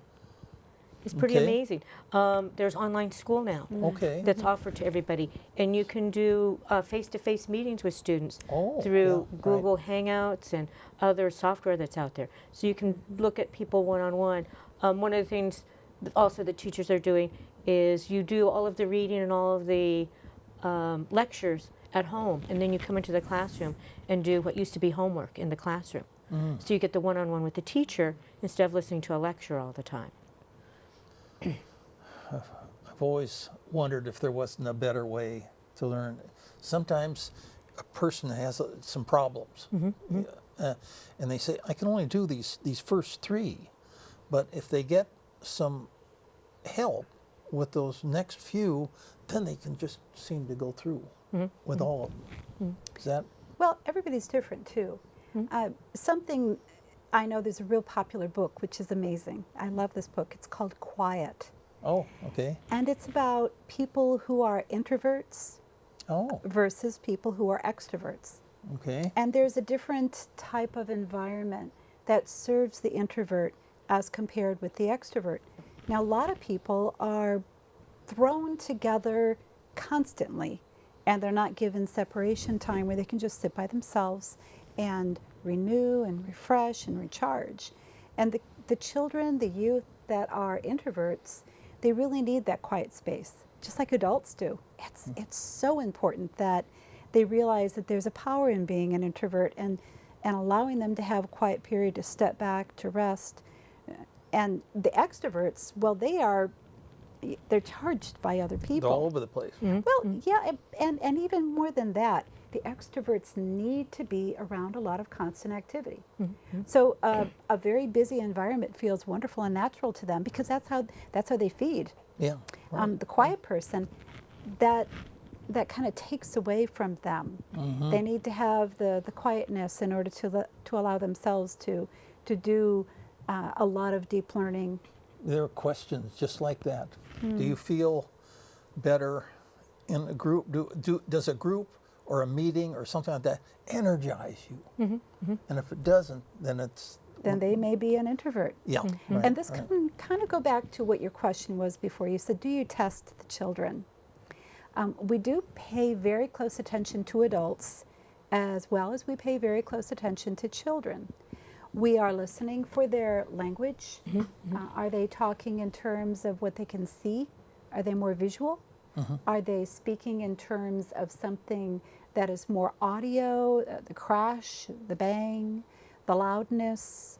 Are they more into the feeling? Well, you know, it's so hard.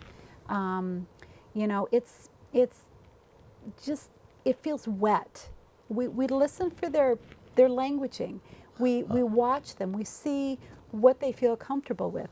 This is part of their program, part of who they are.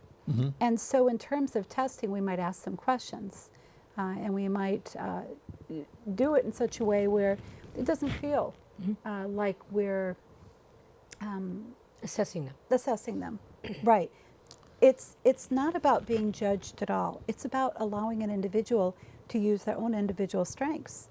Whether they're an introvert or an extrovert, you're trying to make the most out of their mind. Is that right? Well, sure. There's also children who are big thinkers, and they might think in a big story. There are also children who are very detailed. So I do some assistance in teaching art with some of the schools.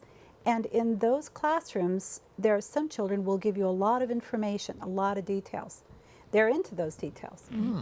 The child who doesn't give you as much information, they might be into a bigger story. Those are going to be your entrepreneurs, your CEOs, the ones who are probably quiet, only giving you a part of the bigger picture. The ones with details, they're going to be the ones managing a lot of the smaller pieces. So there's different ways of hearing them and responding, and even helping them learn a little more flexibility. Okay. Now, I want you to think a parent brought in the child to have you do as much as you could for the child. Time passes, and then do you give it a report card or something like that to the parent? In other words, you're trying to, it seems like for the time the child was there, that the parent would want to see some results. Is that right? So do we give the child a report card? Well, I'll let you answer something like that. on this first. I'm going to say no. We might, because again, they make their own report card by that goal. How did they get to their goal? Where are they at getting to that goal? So they kind of create their own report card. How will they show their parent? Within a certain time period. Yeah. That's the T in the SMART goal. So by May 15th, I'm going to become more motivated to do homework, let's just say. And so they figure out the steps, what they have to do to get there. And then by May 16th, how are you doing with motivation for your homework? Well, I'm going to be a senior next year. I better get off my tush and get some work done. Do you open with those questions? Well, you start out with the goal. So, and you might start off with questions, which leads to the goal. You know, what are you here for? What do you want? If you had a magic wand, what would you want? Yeah. Right. And then, and if you could do that, in what period of time would you want it? Yeah. So again, they kind of create their own report card. Okay. Yeah. And you might talk to the parents and see, you know, how their report card meshes up to the youth's report card, to the kids' report card. Oh, and there's mind mapping. There is mind mapping. Mind mapping is a visual process where you start out with an object, a word, an image in the center, and you bring lines out from that, and you allow words to come from the very center and ideas. Are you drawing? You are. Go ahead. Yeah. Okay. Yeah, and I like to have the kids take a very large sheet of paper and mind map the idea that's in the center, and then I'll have them put words such as who, what, when, where, why, how much, and then what else comes, and let them sit and explore for a while. And then when they're all done, I'll ask them if they could tell me about the plan and what they're seeing and what they do here. When they're finished, I'll ask them, now would you be willing to tell your parents about this so that they can see Ah. how amazing you are. Okay. And this is where, whether they're younger or whether they're older, they could make a choice to say, yeah, but I know that they will. Many of them really want to share it because, you see, children love their parents and they really want to please them. Yeah, It's just yeah. knowing that their parents are going to be interested enough to listen. Do you have more luck getting to the parents than you because you're in school, or in other words, because you're working more directly with them? Is that Well, right? the children who come to me, who come to a Positive Institute, are typically coming there because we do counseling, coaching, and training. More people come to me by word of mouth.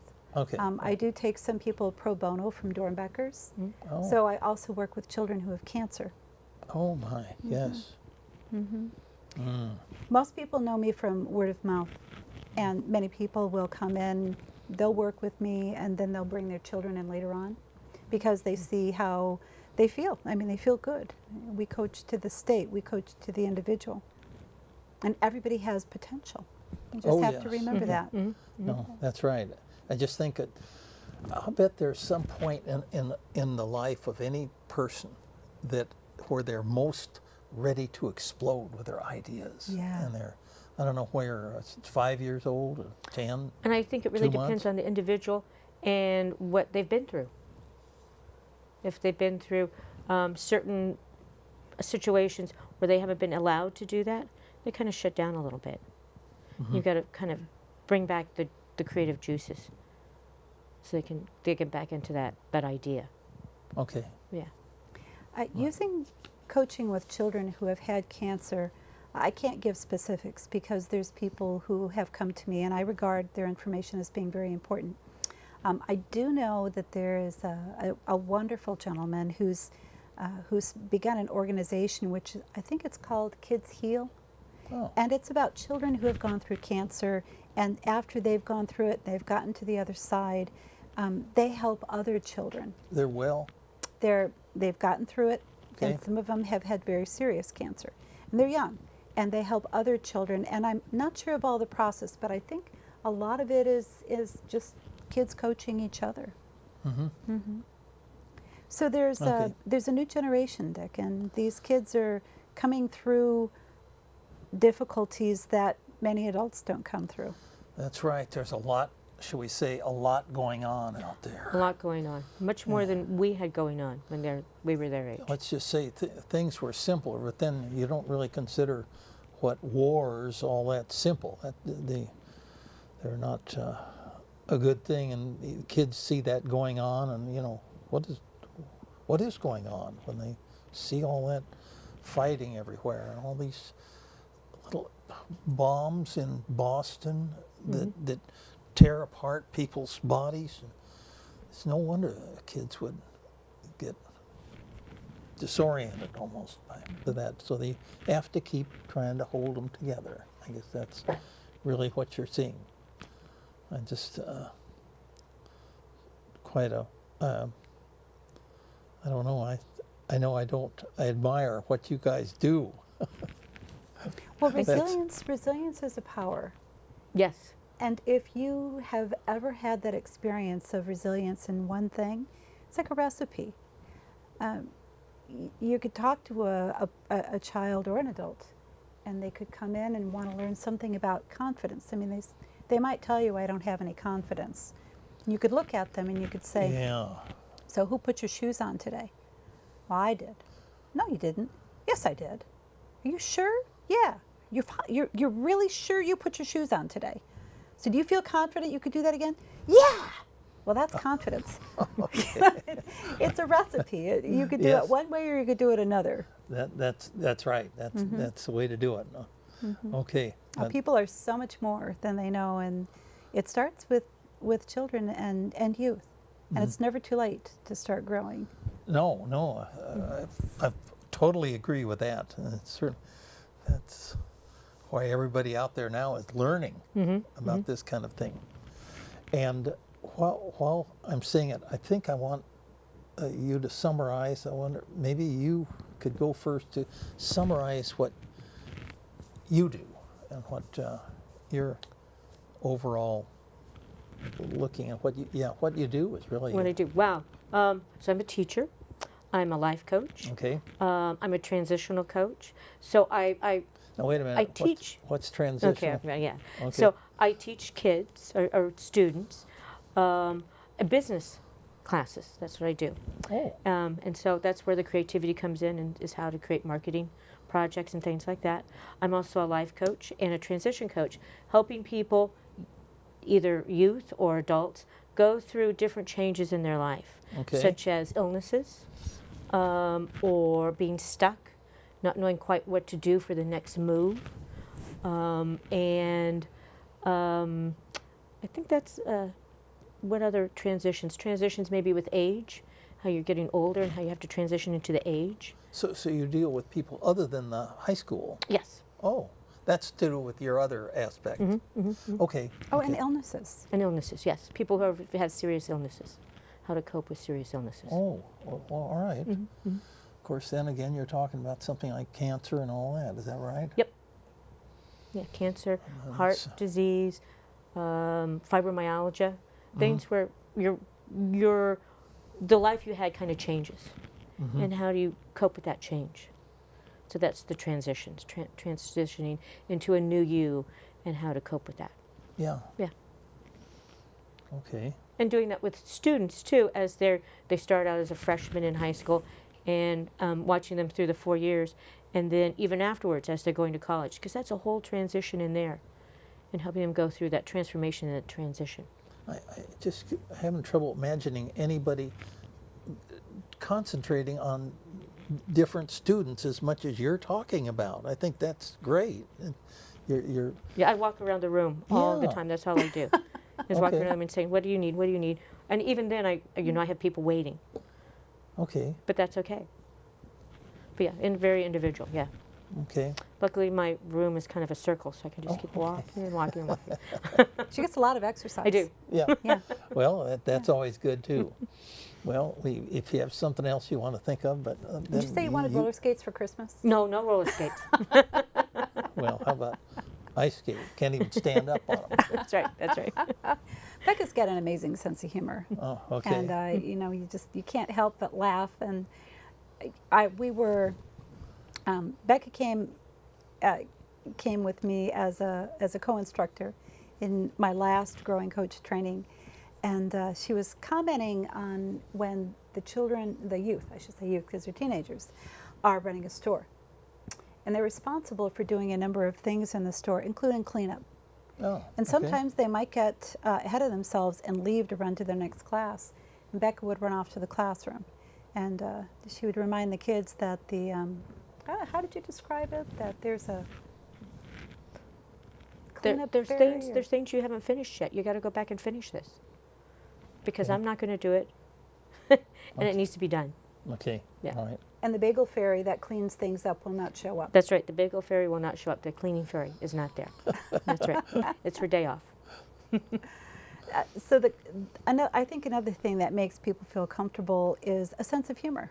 Okay. It kind of takes off the heavy. Oh, yes. Right. Right. Award for the National Honor Society. That. I'm a member of the National Honor Society. Yes. Okay. Which okay, means somebody all right. thinks I'm smart. You're smart, yeah. Tell us about it. Is that still the one about the World Award in 2005? Oh, that was me. That was you. That's yours. I remember. N. What's the letters for that? There was an NLP, NLP. Yes. Community Award.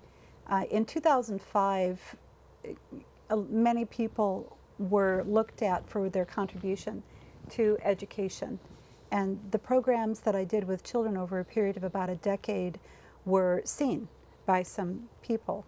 And this information is kind of like when you get a Nobel Peace Prize or something like that. Somebody's watching, they kind of catch you doing something good, which I okay. think is great. Okay. wish we had more programs where people were catching you when you're doing good things.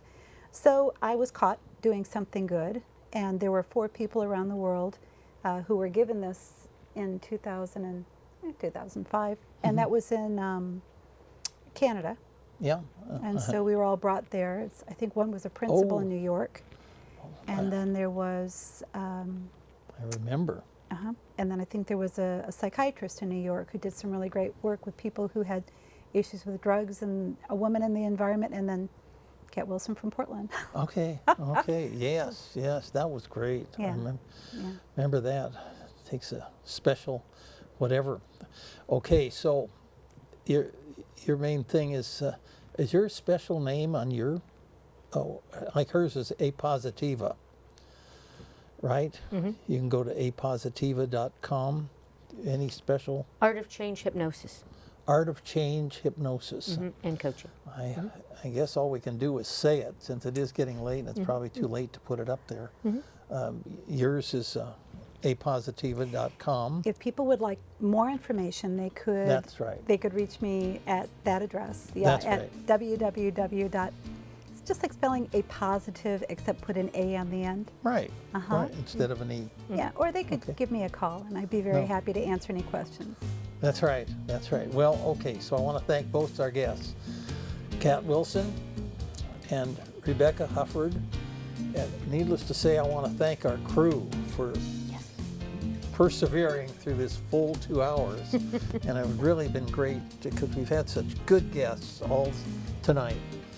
And it's, I guess, now we're going to go back outside where it's Oh, chilly. because cold. because it's there's global warming going on. That's so right. surely we'll be Well, safe. thank you for letting us come on. Yeah, No, thank you, no, Jack. that's Katie. I've known Katie because we were on, used to be on Video Masters together, and we did television back then. So we're Way kind of- back then, we did television. well, Way back then. yeah, at least what 4 or 5 years. How about that? We did. We Okay. did. So, again, I want to thank my guests, Our ghosts, the and giraffe and the the monkey. crew.